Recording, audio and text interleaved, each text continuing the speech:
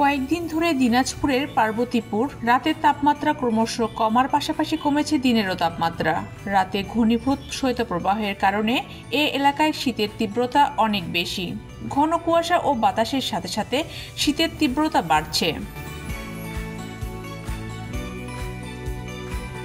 21 জানুয়ারি সকাল 10টা বাজলেও সূর্যের দেখা মেলেনি পার্বতীপুরের আকাশে।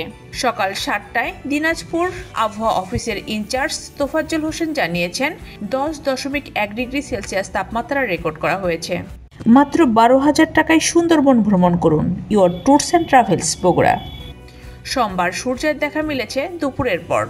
তাপমাত্রা ছিল 12.8 ডিগ্রি সেলসিয়াস। কেউ কেউ আগুন জ্বালিয়ে শীতের হাত থেকে বাঁচার চেষ্টা করছে। প্রচণ্ড শীতকে উপেক্ষা করে সরেজমিনে দেখা গেছে বাচ্চাদের স্কুলে নিয়ে যাচ্ছে তাদের অভিভাবকরা।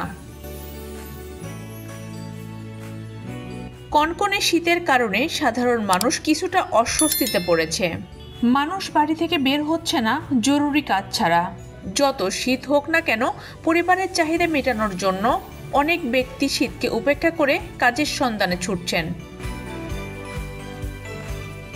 অন্যদিকে তীব্র শীতের ব্যস্ততম রাস্তা ও বাজারগুলো জনশূন্য হয়ে পড়েছে। অনেকেই বের হচ্ছেন না কাজে।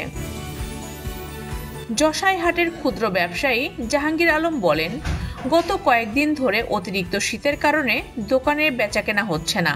এজন্য সংসার চালাতে হিমশিম হয়ে যাচ্ছে।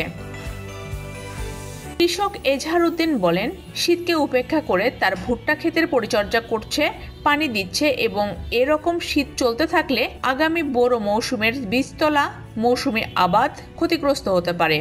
কুয়াশার কারণে ভীষণ লাল হয়ে যায়, আলু খেতেও হচ্ছে পাতা মরি যায়, লাল হয়ে যায়।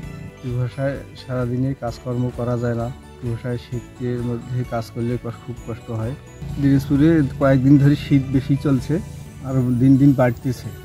অন্যদিকে রাজমিস্ত্রি শহীদুল ইসলাম বলেন, অনেক শীত লাগে, তারপরেও কাজ করতে হবে। ঠান্ডা তো অবশ্যই লাগবে, ঠান্ডা ছাড়া কাম হবে। সকালে হালকা কুয়াশার কারণে বিভিন্ন রাস্তায় যানবাহন হেডলাইট জ্বালিয়ে চলতে দেখা গেছে। শীতের কারণে নিরাময় কেন্দ্রগুলোতে শীতজনিত রোগীর সংখ্যা বাড়ছে।